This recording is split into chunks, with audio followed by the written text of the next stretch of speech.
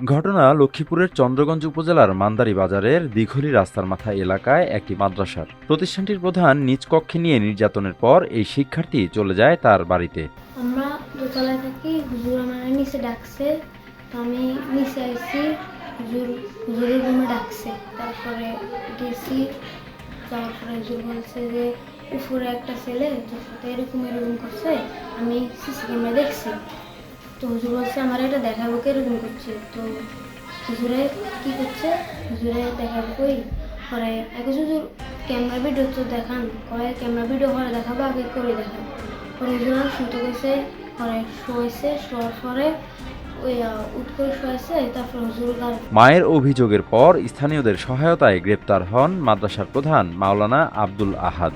আমার ছেলে আসি আমারে বলছে যে হুজুরে হের গায়ের উপরে উঠছে, আধা ঘন্টার উপরে হইব। তো এই পরে দিয়ে আমি তার কইতে পারতাম না, দুপুরে 1টার দিকে ফোন দিয়ে হুজুরে কই ইয়াসিন বাড়িতে আইসিনি, আমি কই না, ইয়াসিন পরে দি খেতে দিয়ে আইছে, আর যেভাবে বাড়িতে আই পৌঁছাইছে, আর পরে ছেলে আমার কাছে কান্নাকাটি করে কইতেছে হুজুরে এরকম এরকম করছে। তো আমার কাছে বিচার চাই। পুলিশ জানায় গ্রেপ্তারের পর আদালতের মাধ্যমে জেল হাজতে পাঠানো হয় অভিযুক্ত মাদ্রাসা প্রধানকে। চন্দ্রগঞ্জ থানার ভারপ্রাপ্ত কর্মকর্তা মোহাম্মদ আব্দুর রব জানান, নারী ও শিশু আইনে মামলায় তাকে গ্রেপ্তার দেখিয়ে আদালতের মাধ্যমে জেল হাজতে প্রেরণ করা হয়। নির্যাতিত শিশুর পরিবার এ বিষয়ে থানায় একটি মামলা দায়ের করেছে।